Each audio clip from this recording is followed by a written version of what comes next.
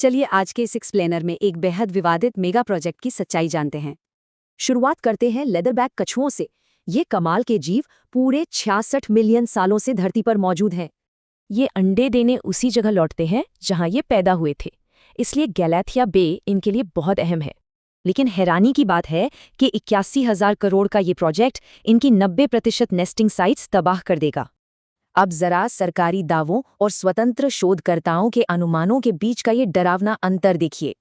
शोधकर्ताओं की माने तो इस कथित विकास के लिए पूरे 1 करोड़ प्राचीन और अछूते पेड़ काट दिए जाएंगे। ये जंगल हमारे प्राकृतिक एयर कंडीशनर हैं। इन्हें नष्ट करने का मतलब है भयानक हीट वेव्स और कम बारिश। इससे धरती के कुछ सबसे दुर्लभ वन्य जीवों और उनके आवासों को जो नुकसान होगा, उसकी भरपाई कभी नहीं हो सकती। लेकिन रुकिए, ये तबाही सिर्फ पर्यावरण तक सीमित नहीं है, इंसानों के वजूद पर भी सीधा खतरा है।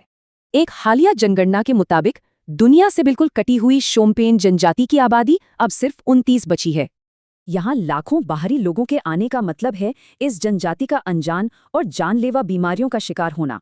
अंतर्राष्ट्रीय जेनोसाइड विशेषज्ञ इसे सच में एक मौत की सजा कह रहे हैं। ये चेतावनी सचमुच डराने वाली है।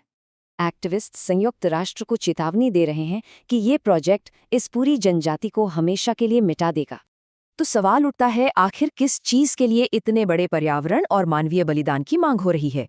जवाब है कमर्शियल रिजॉर्ट्स और कैसीनोज।